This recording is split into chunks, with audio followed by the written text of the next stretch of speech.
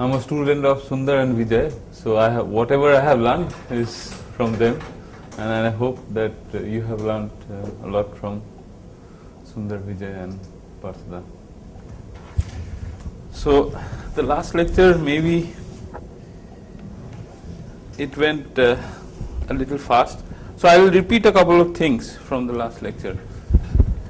So if you have not understand, if you had problems in understanding a few things about Paramita's lecture, don't be afraid. So think that this is a new lecture and some of the things will be repeated. Okay. I will be using two chalks. One is yellow. The yellow will give the general theory, and the application of the general theory will be in white, which will be our planar algebra context. Okay. So let's start with basic. What is the category? Huh? This is yellow. White is this one.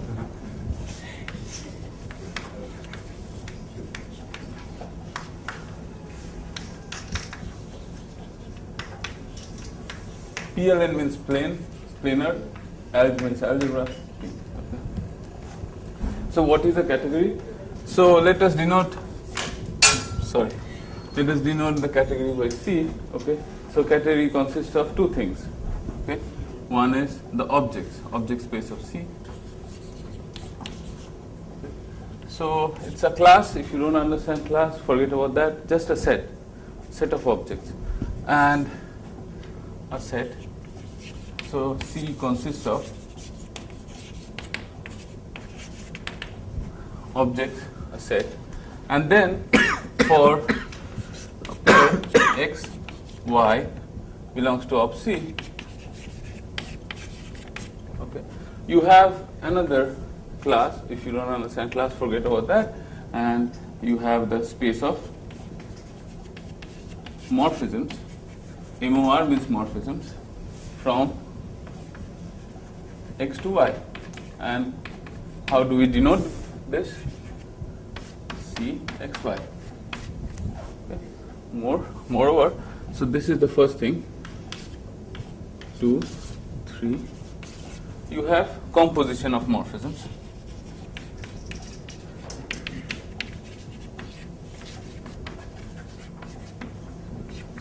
So what does this mean for all X, Y, Z? Okay, then you have C, Y, just like maps.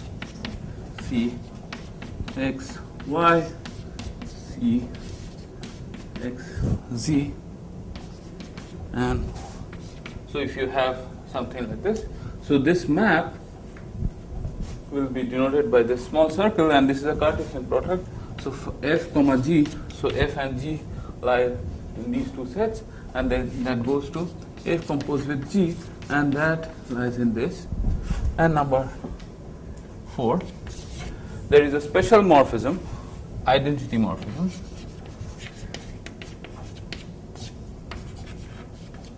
Identity morphism. What is that? For all X belongs to op C, the object space of C, there exists one X, okay, belongs to CXX, such that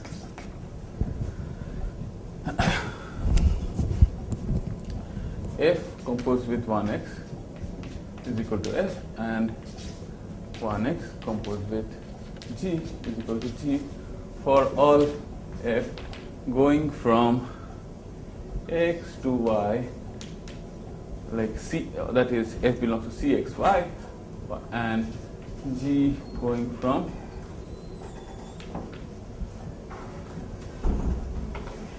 some Z or Y to X. Okay, Y can be anything, and for all Y. Okay. So this is what a category is. Let us go back to our favorite example. So category from planar algebras. Okay.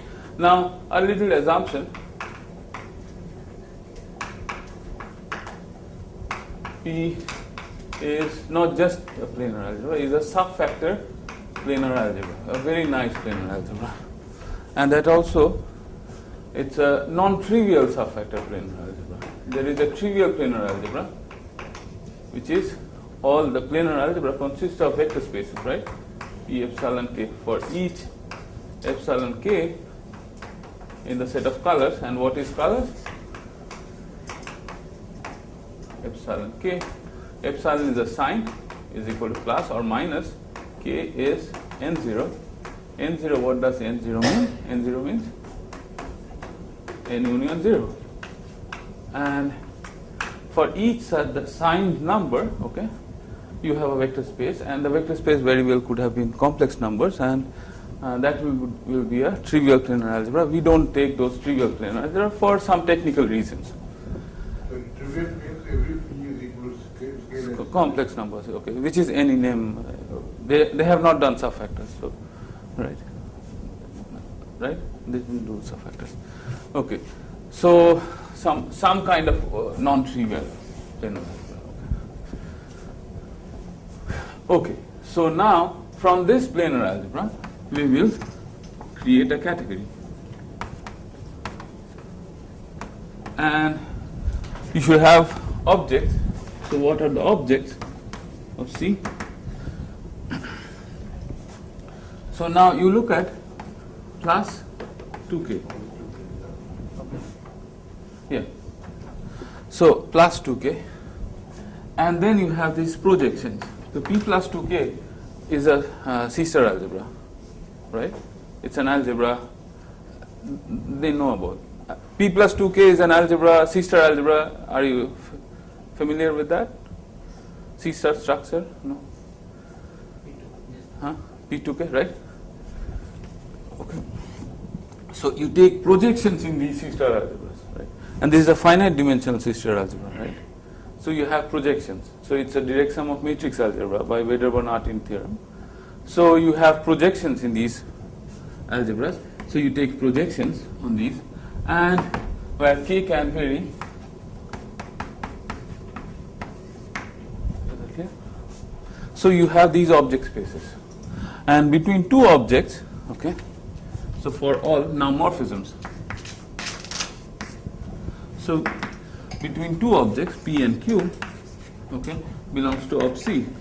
So you want to define CPQ. And how do you define CPQ? So P and Q belongs to ob C means P must belong to P plus 2K and Q must belong to P plus 2L, right?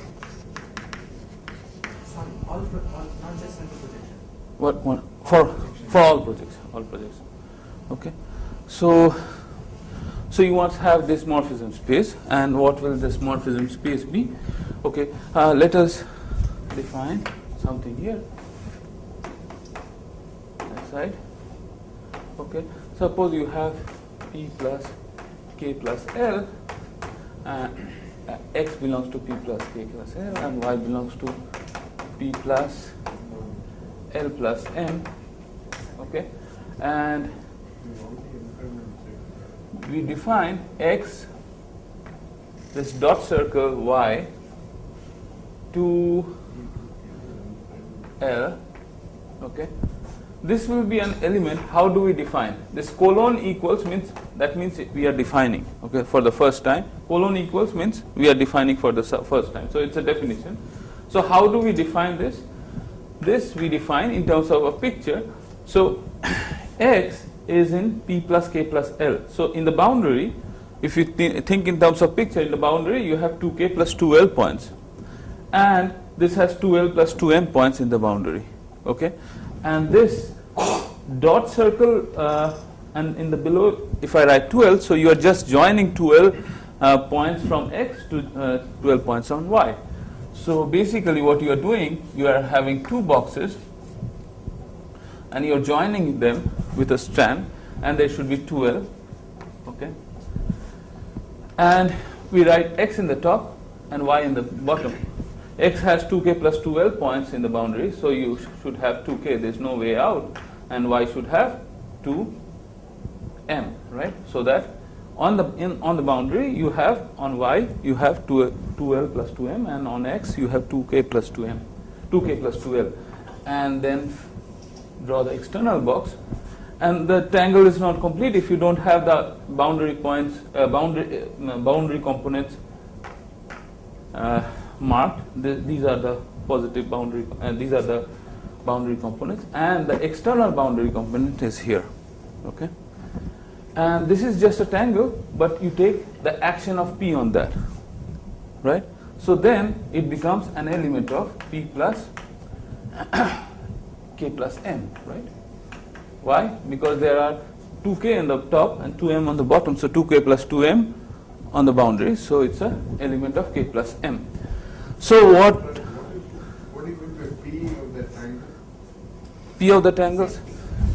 Any triangle. How is the T in the planar algebra? Huh? P is the action. P. Huh.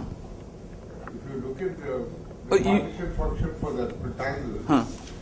there is an operator, right? So how do you get the element of No, this is without a p. Without a p, it's a triangle, right? Labeled triangle. So you take the action of the triangle. So it will be an element of p. It's a labeled triangle. Right? Okay. So you take the action. It's not just a picture. Picture is something which is not in the planar algebra, in the vector spaces. So you have to have some element in the vector space, right? Correct. So now CPQ. So what is this? So it will, this p belongs to p plus 2k and q belongs to p plus 2l. So you take x belongs to p plus k plus l. Okay. So in the boundary you have 2k plus 2l points, and then what is this? X is equal to x dot circle p 2k equals q dot circle 2l x. Okay. So what does this mean?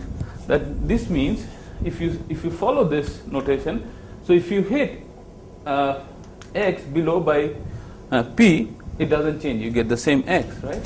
So this means x, which is same as if you draw like this, 2k 2l, and I'm not drawing the external disk. This is same as x plus p 2k 2l is equal to q 2k 2l plus 2l, right? Oops. So this is what it means. So action of p, right? So this is, so these are the morphisms, right? And how do you compose morphisms? Composition of morphisms. So if you have x going from p to q, oops, and y going from q to r, so what do you mean by y composed with q? Y composed with x. So that should go from p to r, right? And how is that defined? So what is this? So y composed with x is basically y. Now suppose this belongs to p plus 2k, this belongs to p plus 2l, and p plus 2m. And the obvious thing, so you keep y in the top, x in the bottom, dot circle x, and what should this be? Any guess? 7, 20, 30, 23, right? Y is where now? L. P plus 2l.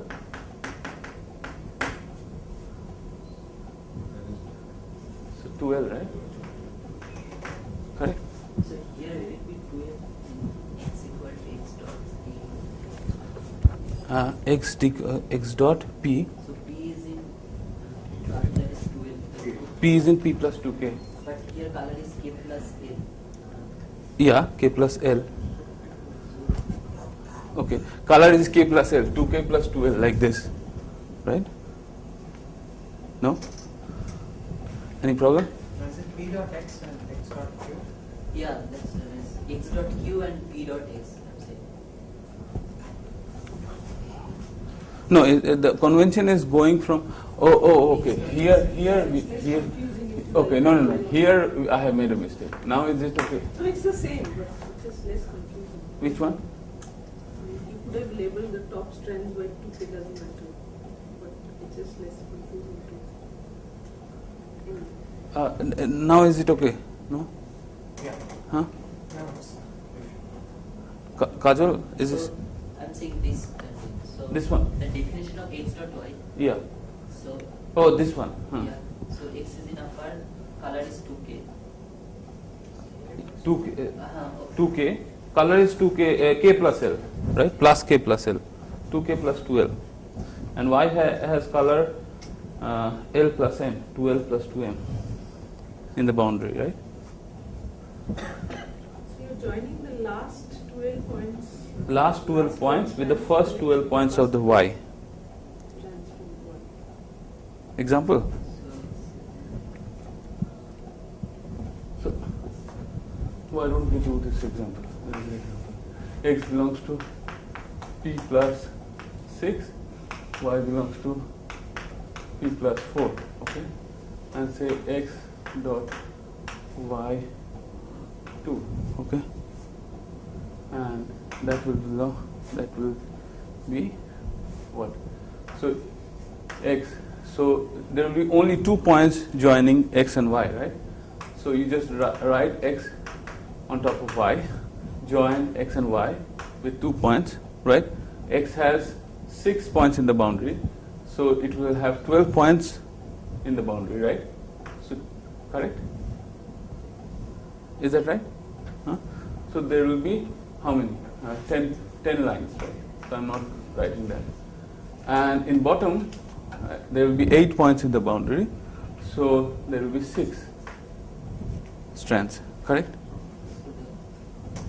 And then you have this external disk, and then you take the P. No? Is it clear? Right?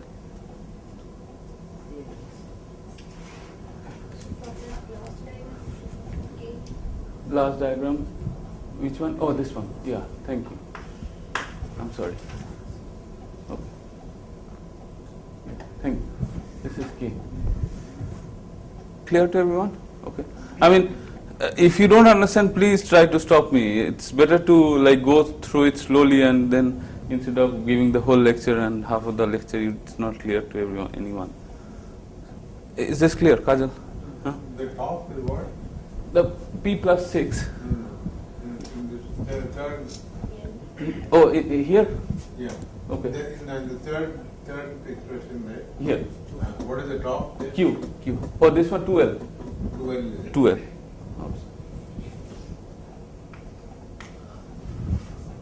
Right?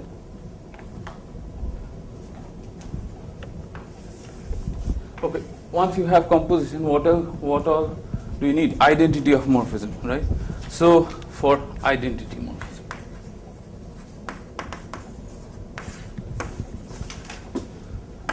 so for all P belongs to op C, so let us take P in P plus 2K, and then what will be the 1 of P?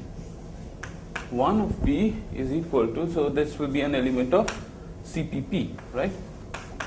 CPP means something K belongs to P plus K, which is 2K, such that, so whenever you hit 1 equals 1 tensor P,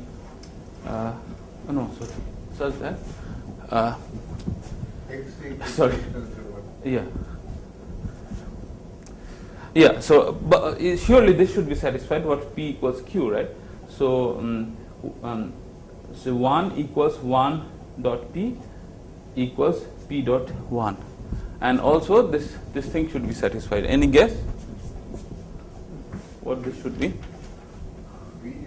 P. Right? P itself is an element of P plus 2K, which is K plus K, right? And this is a homework. You can check, very easy. Clear? So it should satisfy this condition as well as this condition. It's not just C belong. First of all, one has to show that this 1x belongs to CXX, okay, and then one has to show these things, right?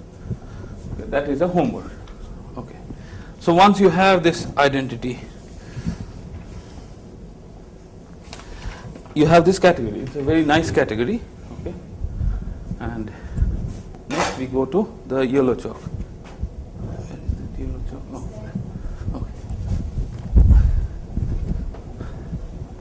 Okay, now we want to define a tensor on this.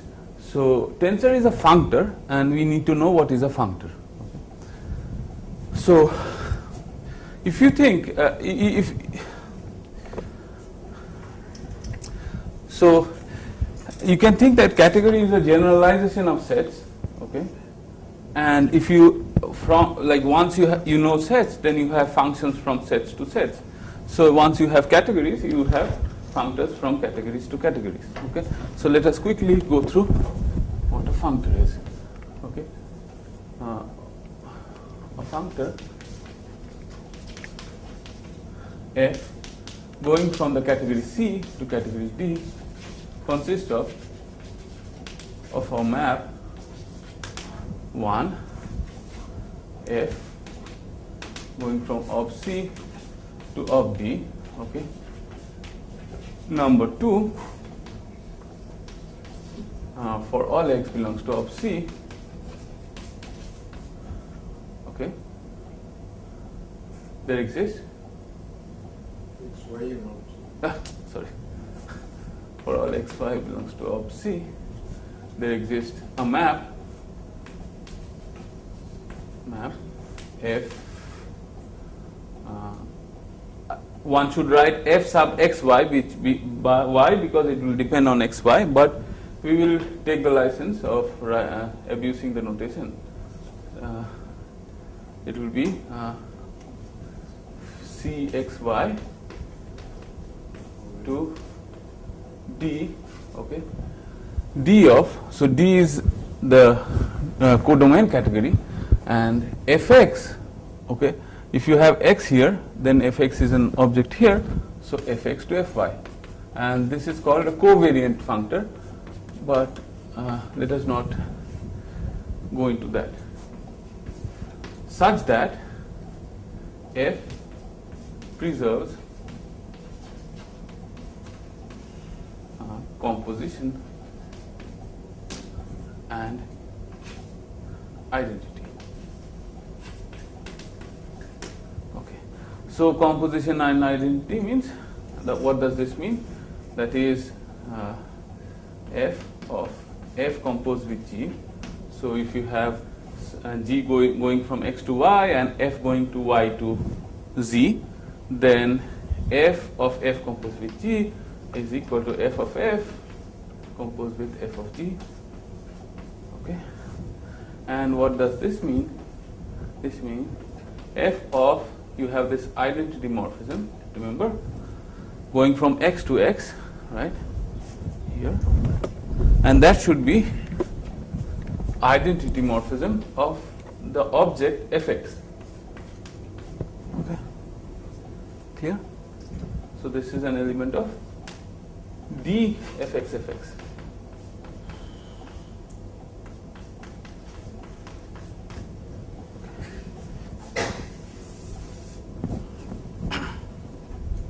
Okay, so let us try to define. Oh, another thing is natural transformation. We need natural transformation.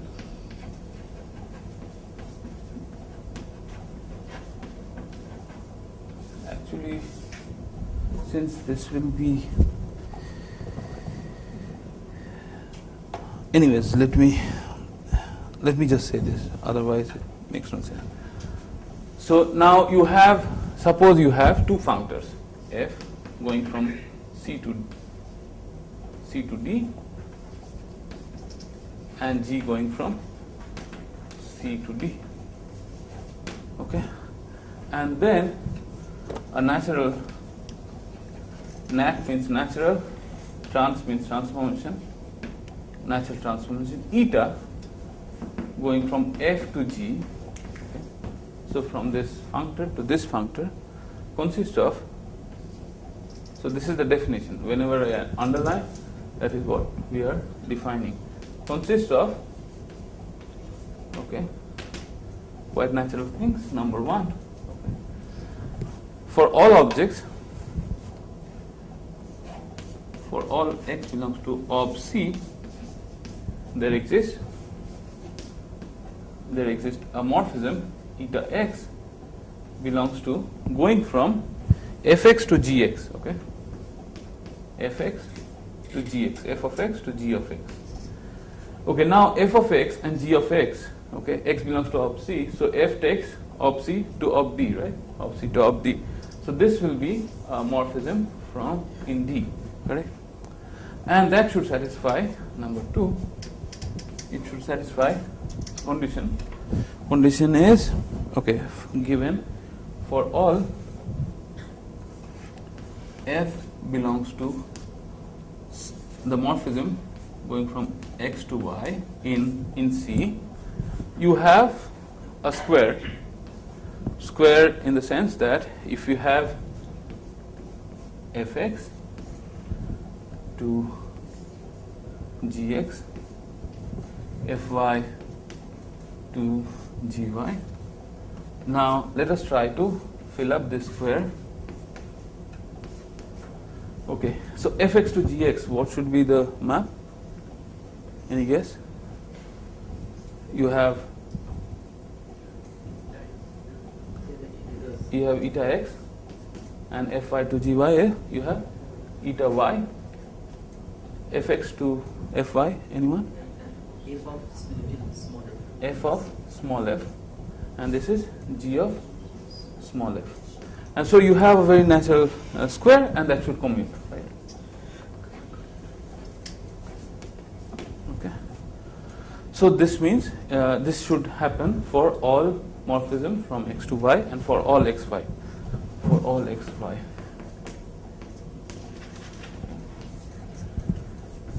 And what we need is a natural isomorphism.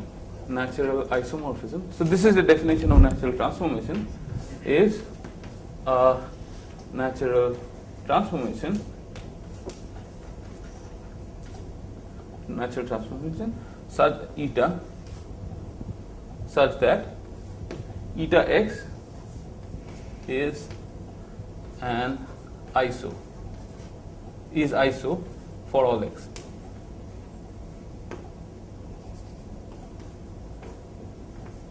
So in number 1, you have for all x, you have eta x. This goes from fx to gx, right? So it's a morphism in D, right? So the morphism is an isomorphism means, so abstractly you think that when do we say something is a isomorphism? When it is injective and surjective, right? But here there is no set, so abstractly what will it be? It will have a left inverse, right inverse, which will be the same, right? So it will have an inverse. So iso means eta x has an inverse. So there exists a inverse here from gx to fx. So this is the meaning of isomorphism. Okay, let us go to our favorite example again. Of planar algebras.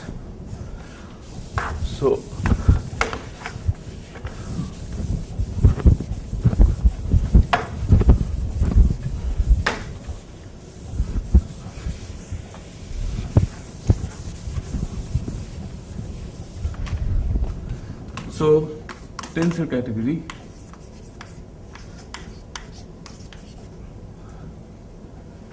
actually still I need the yellow chalk.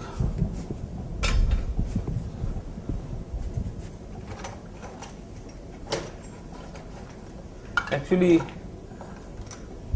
I'm out of yellow chalk. Yellow will become blue. That is a very small chalk and my nails will be making scratching sound. There's something here on this I table. thought that there was one more. Yeah, on this table.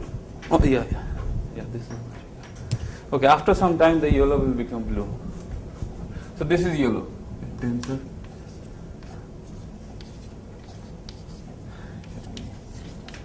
Cat means category.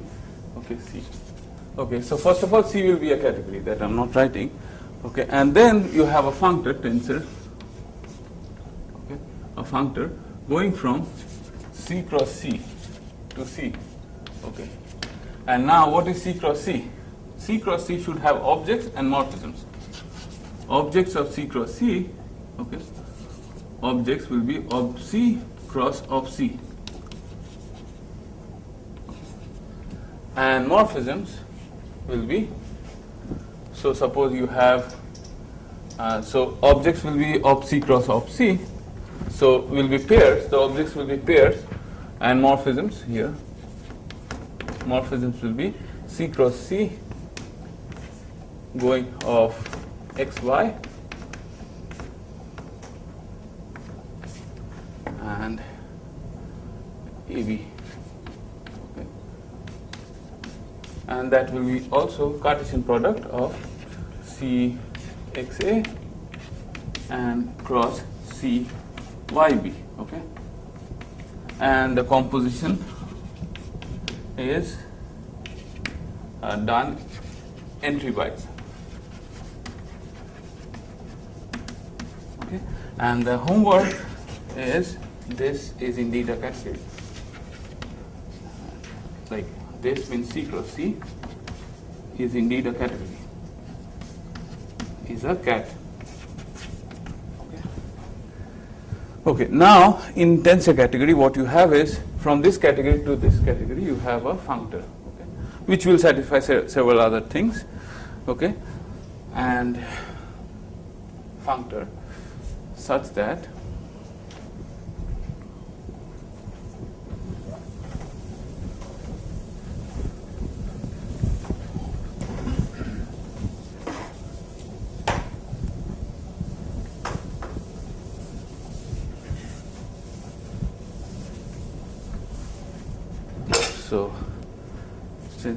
so this is point number 1, or point number 0 is C is a category.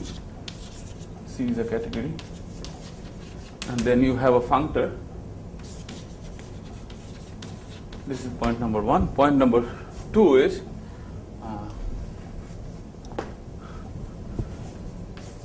associativity constraint. ASSO means associativity constraint. CONST is, and this one can go to any book on category theory, you will find this associativity constraint. What is that? For all x, y, z, okay, belongs to of C, okay, you have an isomorphism. You have an isomorphism, call it there exists an isomorphism. So isomorphism means it has an inverse alpha x comma y comma z such that which goes from, okay, now I need some notation here. So tensor of x comma y, tensor is a function. This is called tensor. We will call this as tensor of x comma y. X comma y is an object of C cross C. We will denote this as, this is notation, by x and then this and across. So this is just a notation. So y tensor z is an object.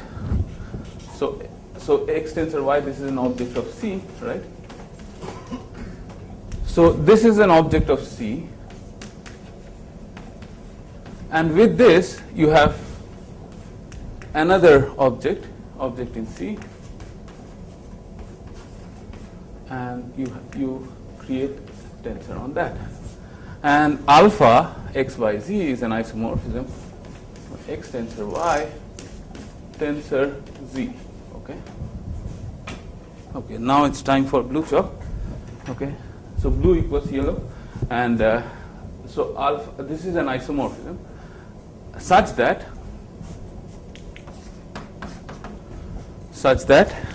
what? Such that alpha is natural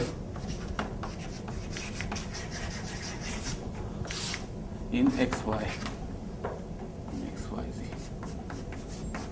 So what does naturality mean? That here you had, how should I say?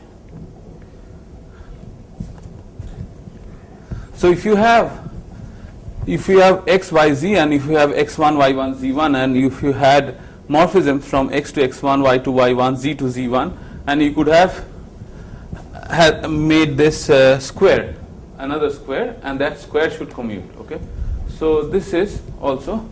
So what naturality means is, if you don't understand, don't bother right now. But you can go back to any standard book on category theory. You can understand what naturality means. I mean, they have explained in a much better way than me. Okay, so what I am doing now. So it is natural. Okay, and all these things will be trivial for our category. So don't bother about this too much.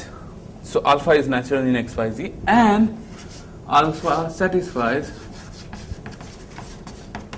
some axiom called an axiom called pentagonal axiom,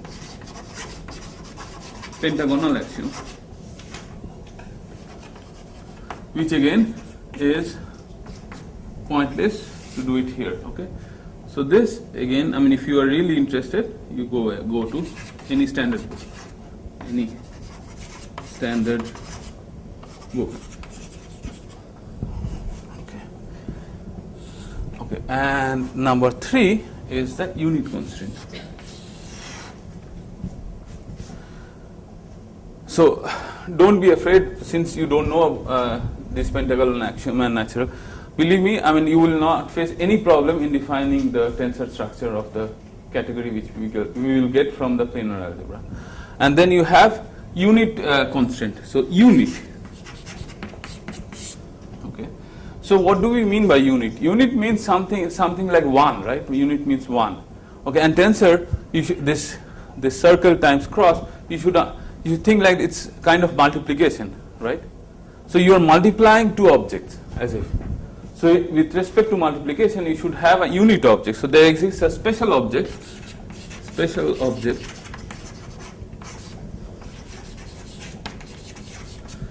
which we denote by 1, and a little strand here belongs to of C, such that this 1 tensor X is isomorphic to, so which will define as A, isomorphic to X. There exists isomorphism. Lambda means L means left multiplication. So if you multiply 1 on the left of X, it doesn't change, it's the same thing. So 1 tensor X won't be equal to X, but it will be isomorphic to X, right? So there exists an isomorphism lambda X going from 1 tensor X to this, and there exists isomorphism rho X. So if you multiply 1 on the other side, it doesn't change, X tensor 1. It doesn't change means it's not equal to X, but it is isomorphic to X. Isomorphic to X, such that lambda and rho are natural. Okay, again, you will understand what naturality means if you go through a standard things of category theory. Natural and satisfy something called triangle axiom, and satisfy triangle axiom. Okay. Again, I won't go through this triangle axiom. All these things will be so trivial that we will not need these things. I'm just saying these part because of the completion. Otherwise, it makes no sense. I will just say tensor category. It will not make any sense at all. Is it actually strict in this case? It will be strict. It will be strict.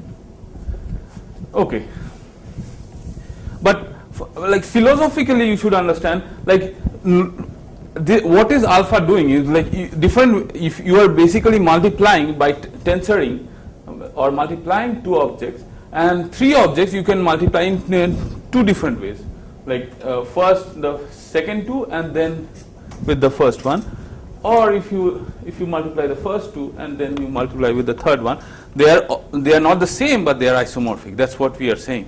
And here, if you are multiplying with the identity object, it doesn't really change, in the sense that it's isomorphic. So this is the philosophy. So the philosophy you should carry forward, but not the details. Okay, the details, the naturality, You don't need that right now. Then object in C, so it will belong to P plus 2K, and Q belongs to P plus 2L, right? So what is this tensor? And by notation we can write like this, right? That is what our notation is. And what is this?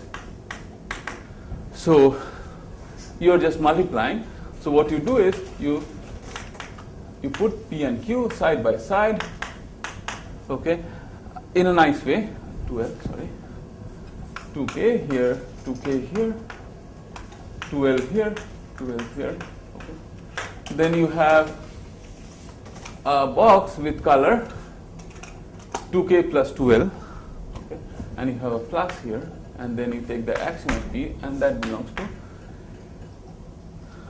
P plus 2 times K plus L, right? Okay. Now this is also a projection. So this is a projection, very easy homework. Okay, you should not even touch your pen and paper to understand this. Okay, it's so easy. Okay, now this is a projection. So we know like how to tensor two objects. But this tensor is also a functor, right? So what is a functor? Functor sends objects to objects. So P comma Q goes to P tensor Q. And if you have, what else is there? If you have a morphism from P to Q, that should go to a morphism from, that should be sent to the codomain morphism, right? So suppose, so tensor on morphisms. So what is that? Is a functor, right? So let us take a morphism going from P comma Q to R comma S. And what will be a morphism from P comma Q to R comma S? What is the morphism space of C cross C? It is a Cartesian product of the morphism spaces, right? So it will be a morphism of Cartesian product. So it will be a pair, and X will go from P to Q, right? No? Or P to R. Right, very good. So X will go from P to R, and Y will go from Q to S, correct? Okay, and then how will we define X tensor Y, right? X tensor Y by this, tensor is the functor, should go to the codomain category. So it should be going from P tensor Q to R tensor S. And what will this be? What is the definition of this? So exactly the same way, X and Y put side by side and fill out all these things. I'm not going to do that. Okay, the obvious thing works. Okay, here plus and the P. The very obvious thing works. And if you hit P tensor Q below, there is no change. If you hit R tensor S above, there is no change. Okay, this is the tensor product on these morphisms. And then what? Then we have, once we have the tensor product, it should preserve composition, which is also very easy. Okay, tensor preserves composition and identity. Okay, routine homework.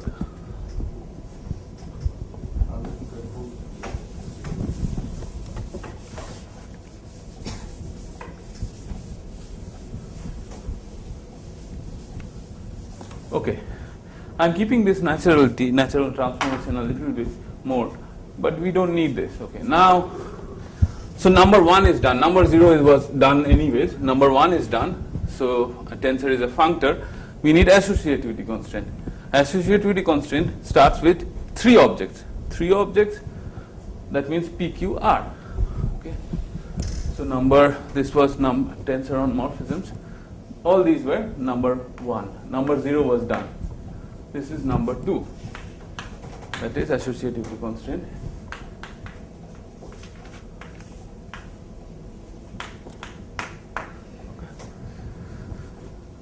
So associativity constraint means PQR belongs to of C.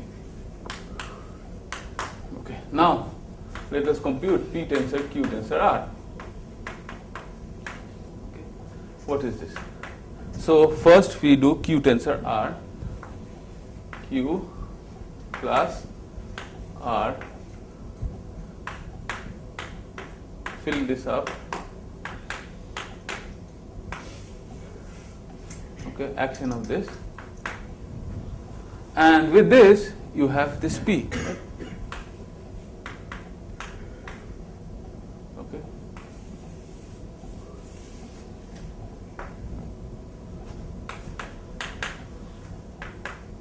Right.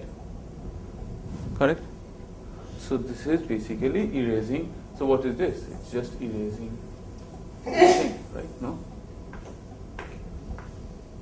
Correct? Clear? And this is also equal to P tensor Q tensor R. Right? So the objects themselves, they are same. Right? Clear? So, I mean, associativity constraint should be trivial, right? Yes? Yes? No? If the objects are same, then the associativity constraint should be trivial? No? Maybe? Sometimes? Yeah. So here we take it as identity. Okay. So, but it might be possible in in categories, if you read categories more, it might be possible you have the same object, but this alpha might not be identity. And actually they are nice, very, very nice categories, where called skeletal of the category. Okay, you take any category and take the skeletal of the category, and then you'll see that these objects are same, but you have to have, because of this naturality and pentagon axiom satisfying, you have to have alpha to be a non-trivial isomorphism, not the identity isomorphism. Between two same objects, you have the trivial isomorphism. If you have the same object, x to x, you have the trivial isomorphism, which is 1. 1 of x going from x to x. But it very well could have been non-trivial. But here, even the trivial one, okay, just the one, that P tensor Q tensor R is the identity of P of this. As objects, they are the same. That actually works. Everything is nice. So it's very, very trivial. So we really don't have to go through this alpha is natural and pentagon axiom and so on. They are satisfied automatically. Now, this is a natural transformation. We can rule out. So alpha PQR is equal to what? Alpha PQR is equal to? Can you tell? Huh? What? Identity. Identity. Like 1 of P plus 2 times, suppose P belongs to 2K, 2L, 2L, like this, 2K plus 2L plus 2M. Right? No? Yes? Huh? Yes?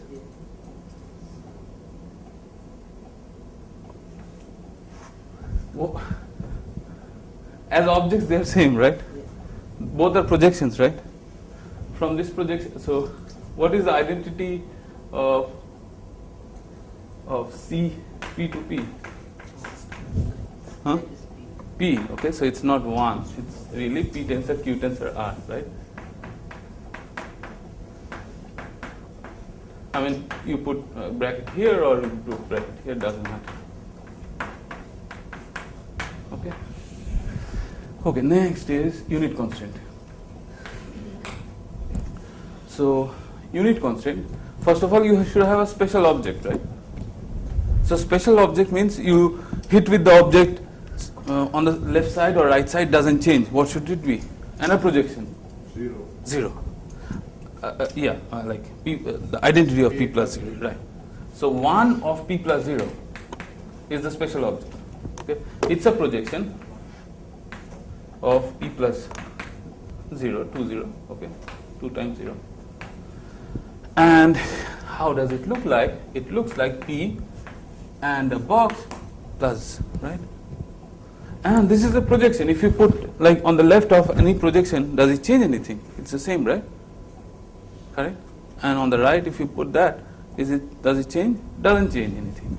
So one tensor X is indeed, one tensor P is indeed P, and P tensor 1 is indeed P. Again, I'm telling you that still, although these objects will be the same, the isomorphisms could be non-trivial, but we can take that isomorphism to be trivial, and everything works fine. Okay. So we have this nice tensor category, which is called strict tensor category. When is it called strict? If these alphas, this associativity constraint and the left unit constraint and the right unit constraints are identity. So that's what we have here. Okay. And for those who know subfactor here, the script C is basically the NN bimodule category. Okay. If you have gone through the John Sundar's relative commutant versus intertwining by bimodules, it's not difficult to see that this script C is intertwiners. Okay, it's not difficult to see. Not the purpose. Huh? Not the purpose. Not the first stuff. Okay, so it follows that this script C is basically the category of NN bimodules. NN bimodules forms a category, like not all NN bimodules, but NN bimodules from generated from this L2M NM. Sorry. Okay, so next.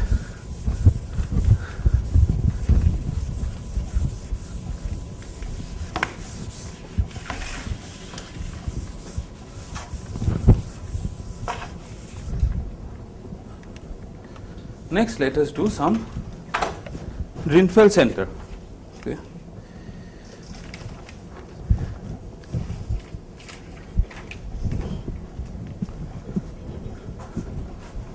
So yellow is gone.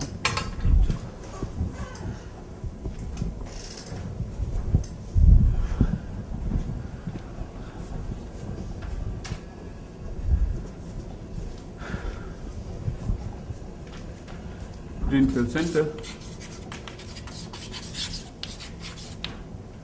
I think there is, after L there is something here.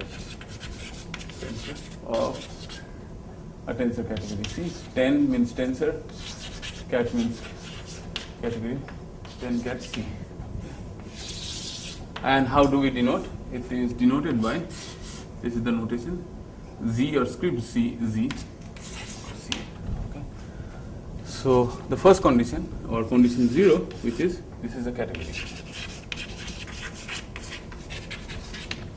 Okay. And number 1. So if it is a category, what are the objects? Okay, no, sorry. Objects of ZC. Oh, forget about it. It's a pair. V, comma C.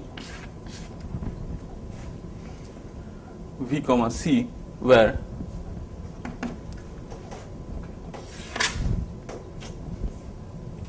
V belongs to of C. Okay, so it's an object of C. And C, what is that?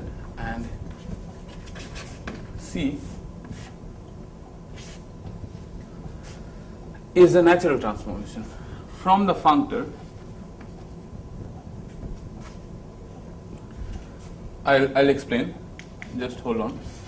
Dot means it can take any value, tensor V to V tensor dot. let us make this U.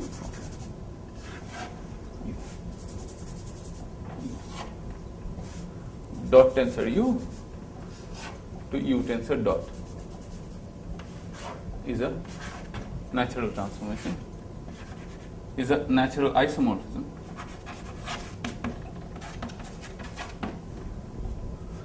And satisfying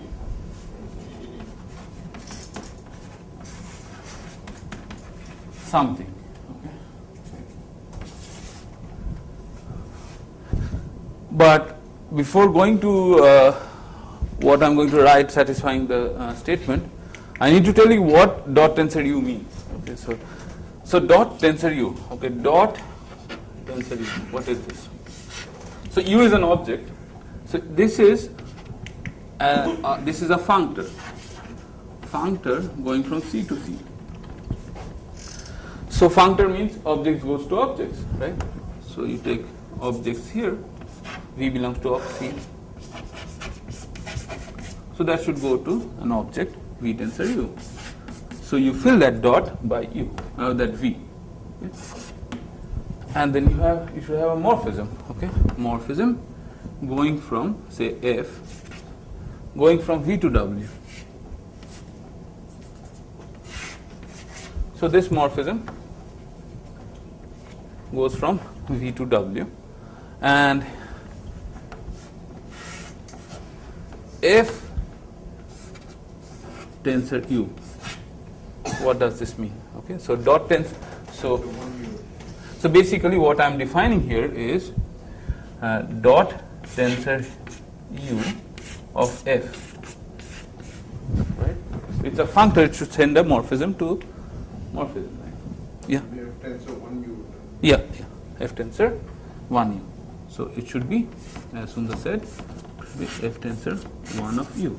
That means F goes from V to U, V to W, and F tensor 1 of U. 1U goes from U to U. So dot tensor U is a functor. This is a functor. So details is a functor. Homework. The details.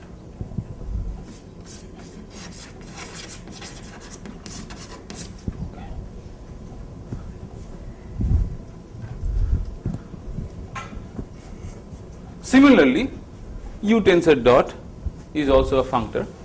Again, the details should be checked by you. Satisfying what? Satisfying. So, if you have a pair of two objects, V and W, oh, this is also gone. Next color.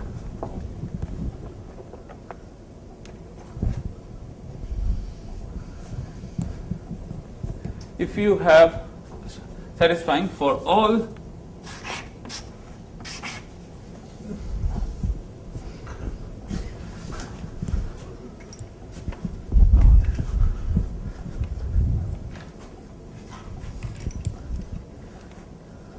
this green chalk and pink chalk. Green, I think there's no point in writing here. Pink chalk. Okay.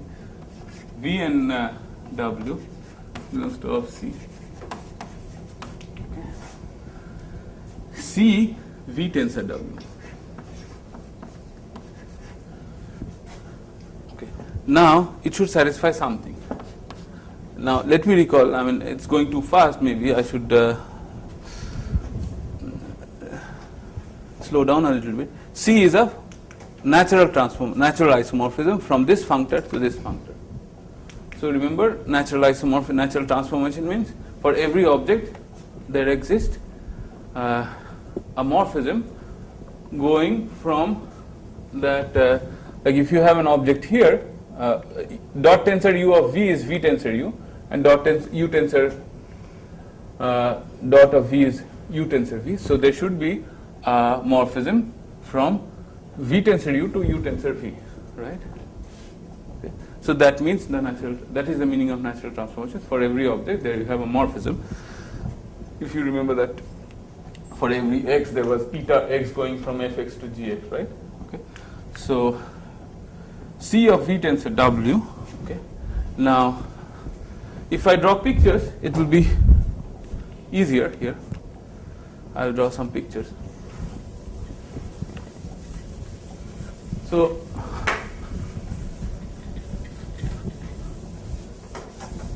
these morphisms in any category, one can have this pictorial notation that whenever you have an object x to y, okay, and f is a objects x and y, and f is a morphism, this can be pictorially denoted by f with a box, and x with the domain object, and y as the target object or the codomain object. So if you have this C, so C V, okay, and also let us have this notation x tensor y to A tensor V, and if you have a morphism f tensor G, f going from x to y,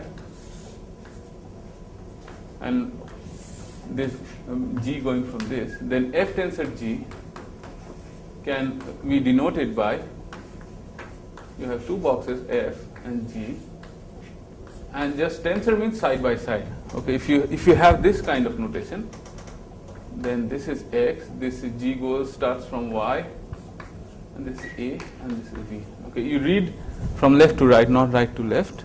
Okay, and morphisms goes from bottom to top. So if this is the convention, then this is just for remember, it's like creating a dictionary in your mind, so that like there are so many definitions, so that you have the basic philosophy what's going on here. So CV, actually C comes from crossing. Okay, C, that this so this CV, what does it do? So it goes from V tensor W to U tensor V. So V U to U V, right? Correct. So it should satisfy this property. So C of V tensor W.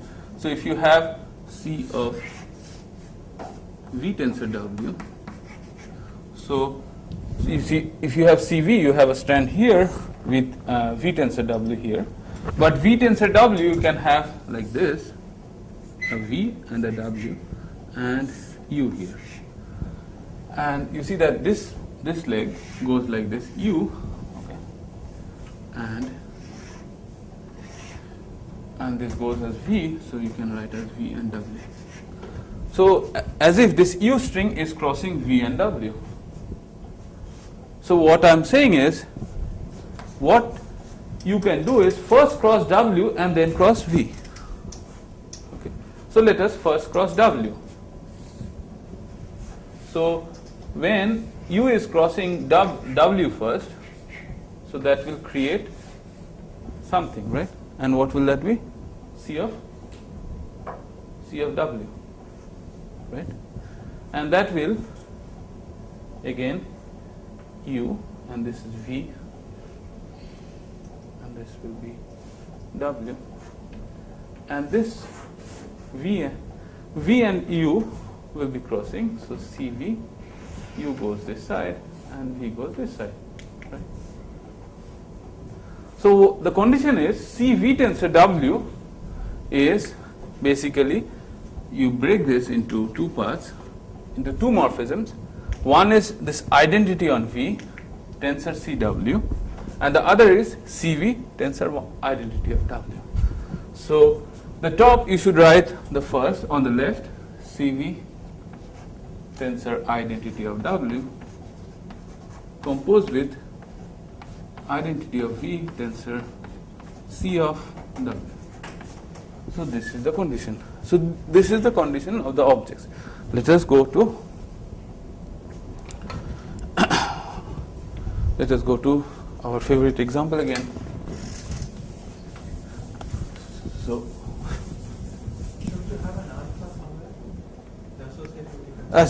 let's forget about that. Okay. Yeah. Okay. I'm sorry. I should say. Thanks, Vijay. So I'm cheating here a little bit. So here, like pairing. So you have these tensors, right?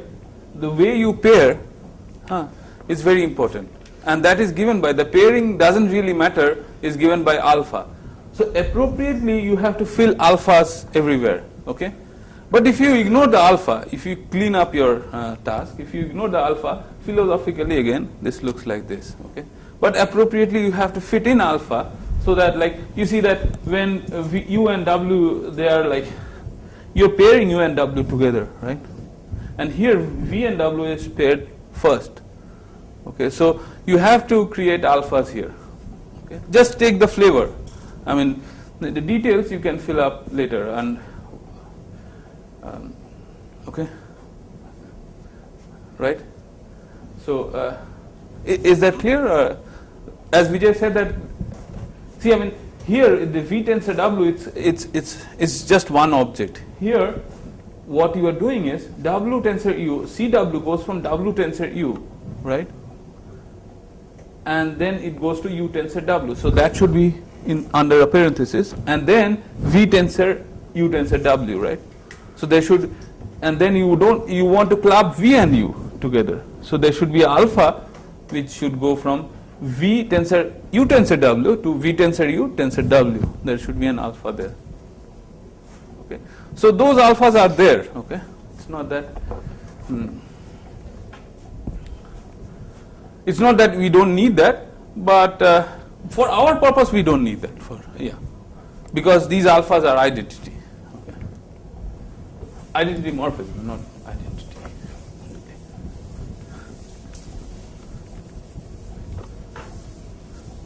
But for general category, you really need that. Okay. So let us try to see what objects of ZC are.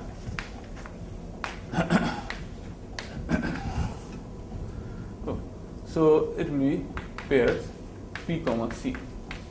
Satisfying. Let us try to see what is the meaning of dot dot dot. Okay. So C is a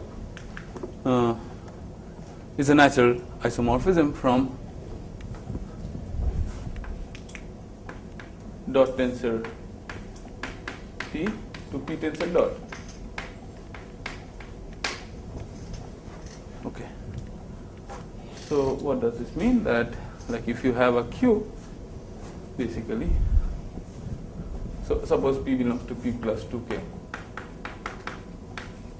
So you take of C, so it belongs to P plus 12.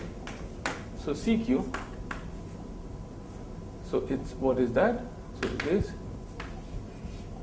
like pictorially, this is basically, it goes from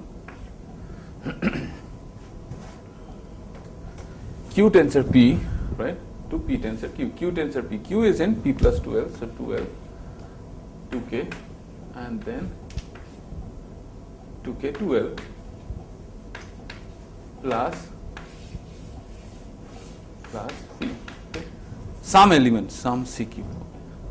So it belongs to P plus 2 times K plus L. Such that if you hit P tensor Q in Q tensor P in the bottom, or hit Q tensor P in the top, P tensor Q in the top, it doesn't change. Correct? So that is the first thing. So it's a, like, C should be a morphism. Next, she should be natural. Natural means if you have, so if you have from Q to R, if you have X, okay, so R belongs to, say, P plus 2M, Q belongs to P plus 2L, already there. So let's see what naturality means. Naturality means that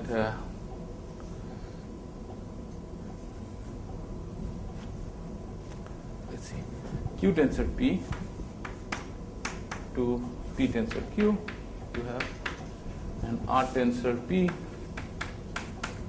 to P tensor R. You have these four corners.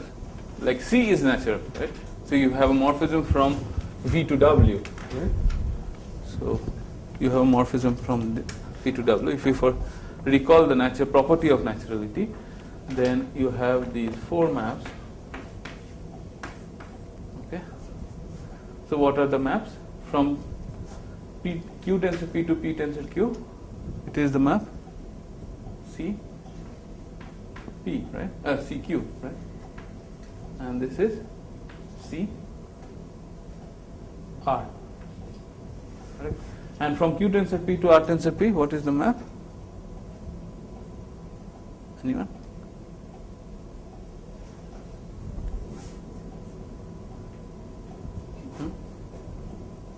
So it's basically dot tensor P of Q to dot tensor P of R, right?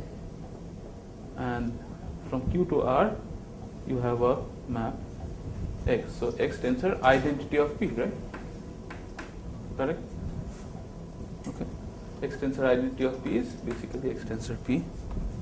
And P tensor identity of P, the identity morphism from P to P tensor. P tensor X. Okay. Let us try to understand this.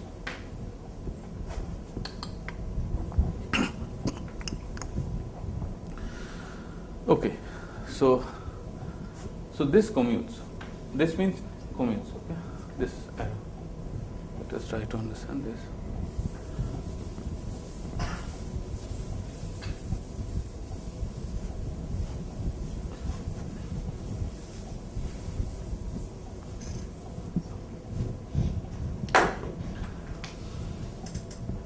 Okay. So CQ looks like a crossing P tensor X. So let's try to do this one first, like right and then down. Okay. That map. So let us do this one. So it starts from Q tensor P. So Q tensor P, and then there is a crossing. So Q belongs to 2L, 2K, and then there is a crossing CQ.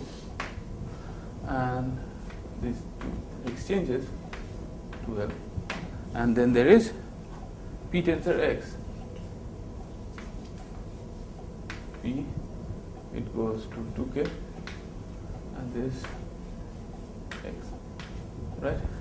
This is what you have, and then you have, let's draw the external disk plus P. Okay, that should be equal to, let's draw this one. So it starts from Q tensor P again.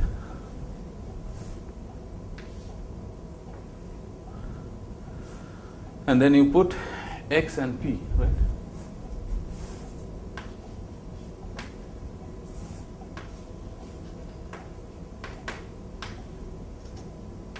Okay.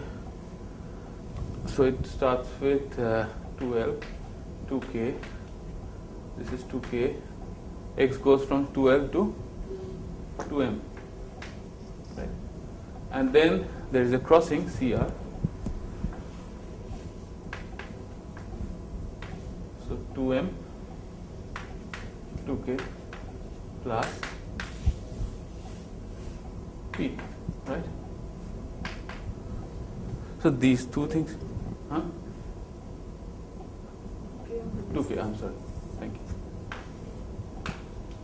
Right? So these two things are equal. That is the meaning of naturality for all X. It's not just 1X, for all X. For all X and for all Q and for all R. These two pictures, they should be same, right? C should be in such a way that these things should be same for all Q, R and X. Right? Okay, can you simplify this one a little bit more? Can we simplify this a little bit more?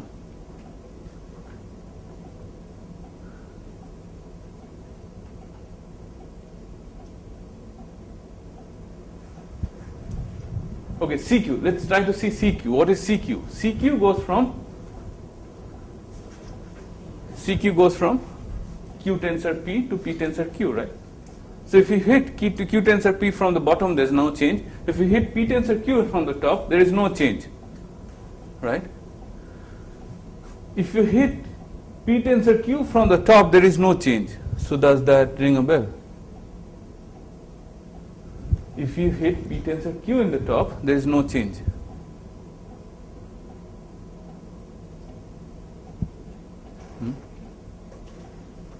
So CQ, okay, let me help you. CQ can be written as CQ, and then you put a P here and Q here.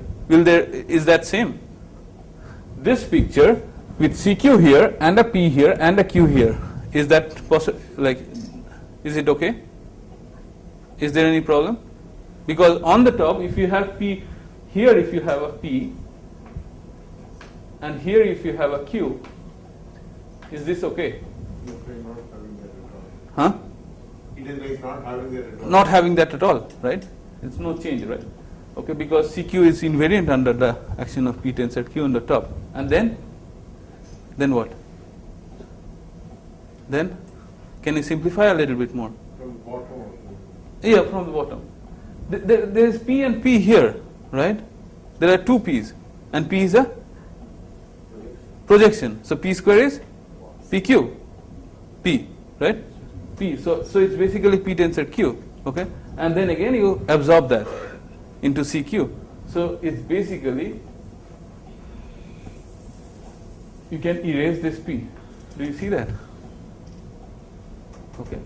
And here also, in the same way, you can erase this P. Okay. I'm just lazy. I mean, I think there will be a video.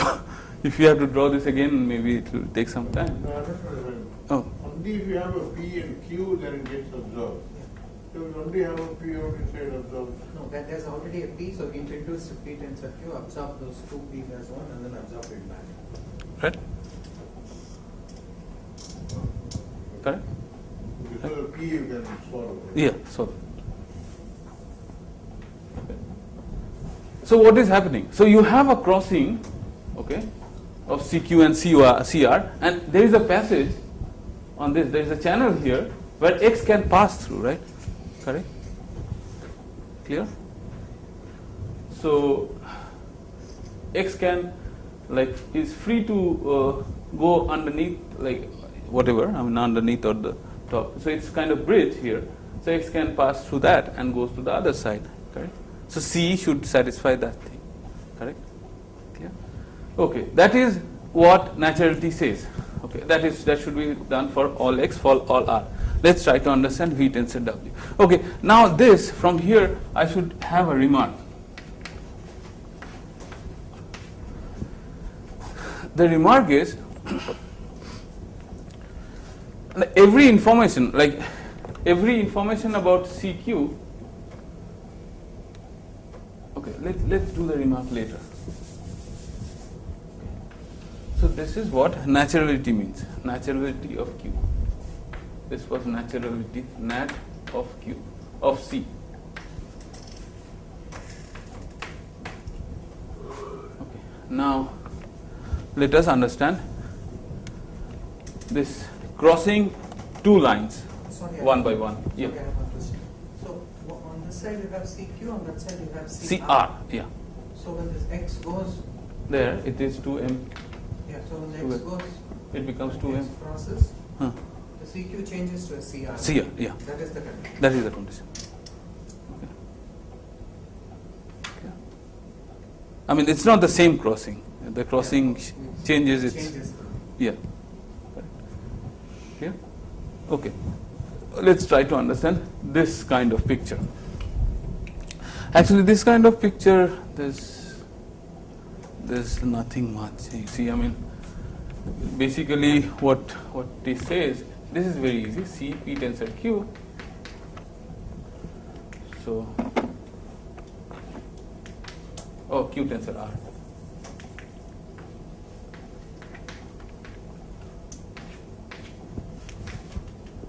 Again, you will have this is equal to plus. I'm not writing the numbers here. P. This is equal to. So first you cross this string. So and with what? CW, which is CR.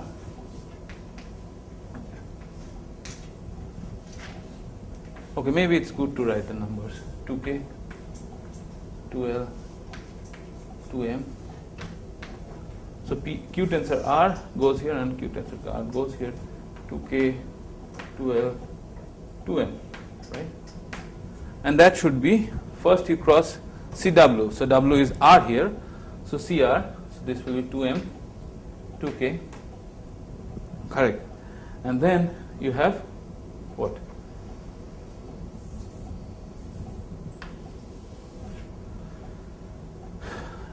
K, 2M, right? And okay, here look at the condition. You have 1V. 1V is 1P, 1Q. What is 1Q? It is Q. Right? 12.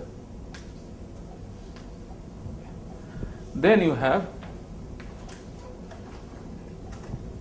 CQ, right? CV you have there, CQ. So you have another crossing. Okay, and this becomes 2K. This becomes 2L. And you, if you see the condition, you have 1W. 1W. W is R here. Okay, 2M, and you have a plus here. You have this P action. Okay, can we reduce again? Can we reduce? Can we absorb the Q inside CQ? Yes? No? Maybe? Yes? And R can be absorbed in CR. So,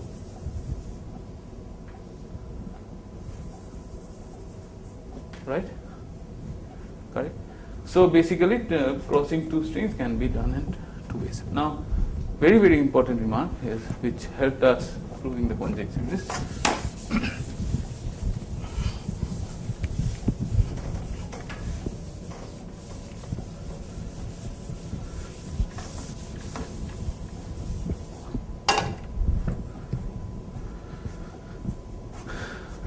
now you should have P, you should have C satisfying naturality and this extra condition, right?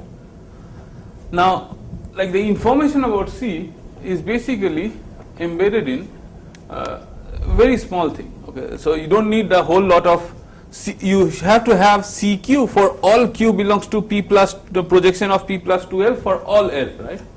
Okay, so the information about info of C, that means what?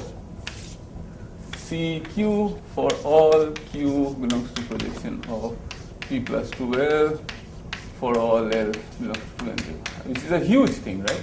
So how can we, like, is there a smaller set which has all the information? The information, yes, the answer is yes. If you look at the naturality, okay, and if you take innaturality condition, let's write that condition to be condition 1, condition dagger. This is condition dagger. In condition dagger, what you do is you take Q belongs to projection of P plus 2L and R equals 1 of P plus 2L. It's a projection, right? It's a very nice projection. And now what you do, so what does condition dagger say? And X, what is X? X is equal to, so X should go from Q to R. And what is X? X we will take as Q itself. So on Q, if you hit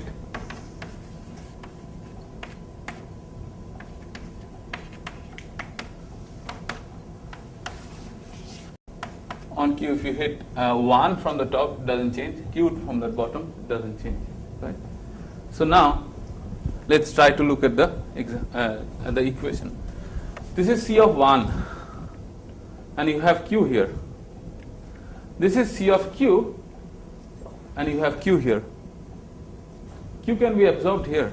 Do you see that? So, CQ Q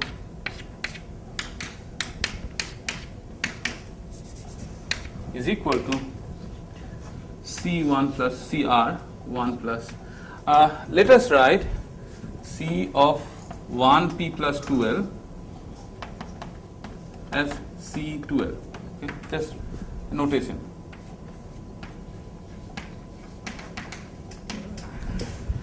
So this is C2L. Okay, it's a new notation here.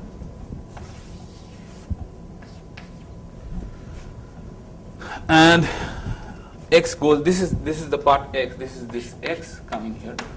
Okay, and then you have x means q, and this is 2L, 2L, 2K, 2K, 2L plus P plus. Now this Q can be absorbed here, right? And if you absorb the Q, what happens? This becomes CQ. So CQ, the information about CQ is contained in C1 plus 1P plus 2L, right? Okay. So you really don't need to take all projections in P plus 2L. So all L belongs to N0. Okay.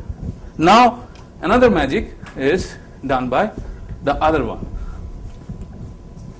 Okay. So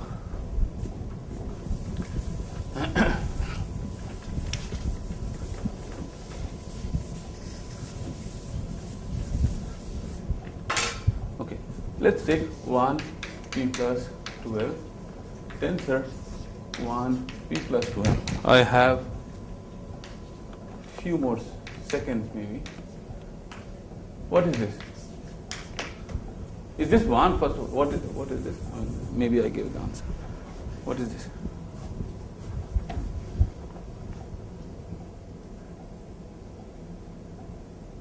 It's a projection? Idempotent, self-adjoint, unitary. Huh? 12 plus 2L. Yeah. 1 P plus 2L plus N. Right? So if you see this, now you see this CQ tensor R can be found out from C C2L and C2M, right? So all information about all info of C is captured in just C2. Okay. And C0 is identity, is just a scalar that is also a condition I did not write. Okay. There is a yeah, C0 is okay, clear? C of the 1 of P plus 0, which will going from P to P, that is just P. Okay. That one has to assume. So everything is contained in C2 and C0, but C0 like there is another condition which kills it, which we put in the definition. So this is the Drinfeld center. So what myself, Paramita and Ved and myself did is, this is isomer, this is equivalent. Okay, equivalence of categories, you have to excuse me for that. Maybe you don't know, but like there are notions of equivalence of categories, and Paramita did affine category over P, affine representation. So Hilbert affine representations of P, okay, and this, if you take the from the planar algebra, if you take this category, and on that category if you take the center construction, they are equivalent. Okay? And that was a project.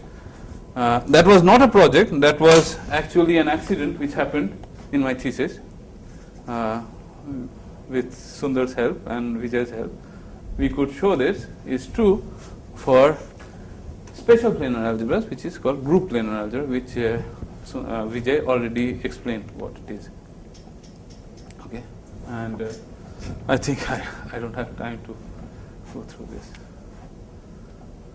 This is a key step in that proof, is it? Which one? C2. If that Yeah, it's a key step.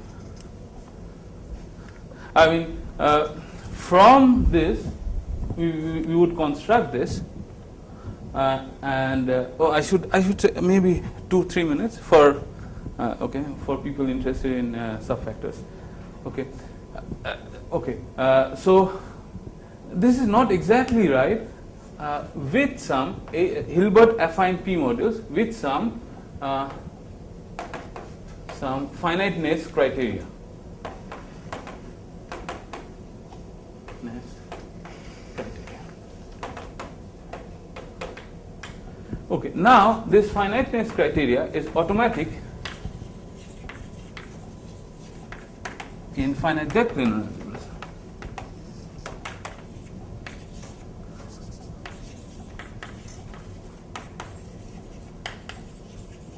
Okay. So let us recall. So what was happening in the world of TQFT is there was a group of big shots who were working on TQFTs, and they started with a nice category C. They found a center, and that category had some kind of braiding. That category was finite in the sense that there are finitely many simple objects. Okay, so that was important. Here we might not have finitely many simple objects, and that category, they took that category. They have this they have some kind of annular construction, which we have this annular construction of planar algebra, and then they took the representations of those annularizations of that, and then they show that they are equivalent. Okay, and in my thesis, what I just was Sundar asked me to play with the group planar algebra, not motivated by like what was happening in TQFT, just since one was playing around with this Hilbert affine T modules to create new planar algebras. So it was a good project to find out what was this Hilbert affine P modules for group planar algebra, and it turned out to be the center. Okay. And from that, when I spoke to Von Jones, he said that you should try to do for the general thing, and finally we have been able to achieve this thing. This was a conjecture. If you see the TQFT world, this was a conjecture for just finite case, and what we have done is much more than finite. This Hilbert affine P module, once if it is not finite depth, it have infinitely many simple objects, and there you need some kind of finiteness criteria, because this is the center construction. Even in infinite categories, it's a little restrictive. It's finite kind of thing. But you don't have infinite directions, which here you can have infinite directions. So you need to have some finiteness criteria in order to have this equivalence in infinite depth planar algebras. But for finite depth planar algebras, as far as the analog of Foucault's conjecture goes, that is proved. Okay, that's it.